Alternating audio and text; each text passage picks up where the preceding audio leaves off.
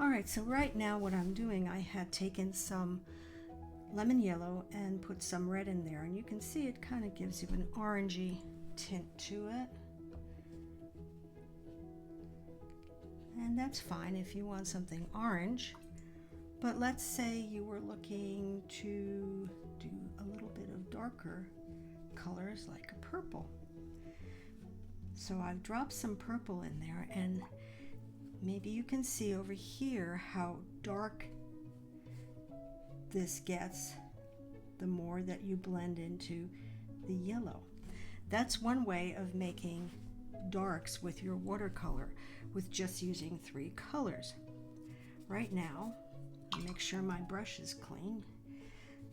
Here's some cadmium yellow, and I'm putting some water down here, and then we have some Alizarin Crimson. Make sure I use enough paint so you can see.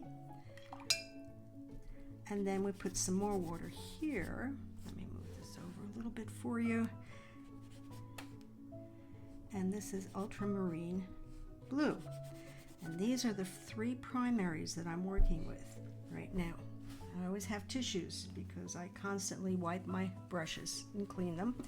But you've got lemon yellow, alizarin crimson, and ultramarine blue. And you can see how these colors are starting to blend with each other. There's enough water on the paper, and it gives you an idea of how you can make purple from the red and orange or a warmer red by mixing the yellow. Now if you take all 3 colors, we'll put some yellow down first, make nice round yellow, and then we'll take some alizarin crimson in here, nice warm red with that. But what happens when we go ahead and we throw in blue? First it looks like it's going to be a purple, and it's kind of a dark purple, almost a brown. And that's how you can mix darks, very darks, by just using your 3 primary colors. You can make them less intense by adding more water. You can make them more intense, obviously, by less water and more paint, like I'm doing right now. That looks a little bit of purple, but then when you add some yellow to it, that's almost like a pea green.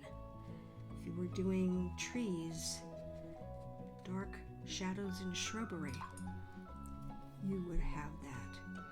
And that gives you an idea of how to mix these colors. If you take yellow and blue, speaking of trees, and you need green to do a tree, yellow and blue will always make you a nice green. So that's just a little primer on mixing colors using 3 primaries, which are yellow, red, and blue. In this case, alizarin crimson. That is a cadmium yellow lemon, and there's an ultramarine there. You can do some interesting shadow effects by just letting it mingle on paper, and you can use the same 3 colors to do very dark, moody grays, kind of I call it a beautiful mud, and you can extend that to cleaner washes but still a good darker watercolor. Use it as a wash to create depth. And you can also, if you're doing trees, you can take the yellow and mix it with the blue, and it always gives you a very nice green. So that's it for mixing 3 primaries. You can practice, this is kind of fun, you can just practice mixing these colors, doing abstracts. This looks like it would be a wonderful abstract right here if it were on a bigger piece of paper, or just something very simple like this, just to get a hang of what it's like to mix the colors. I hope you have a very successful and creative day, and above all, keep practicing.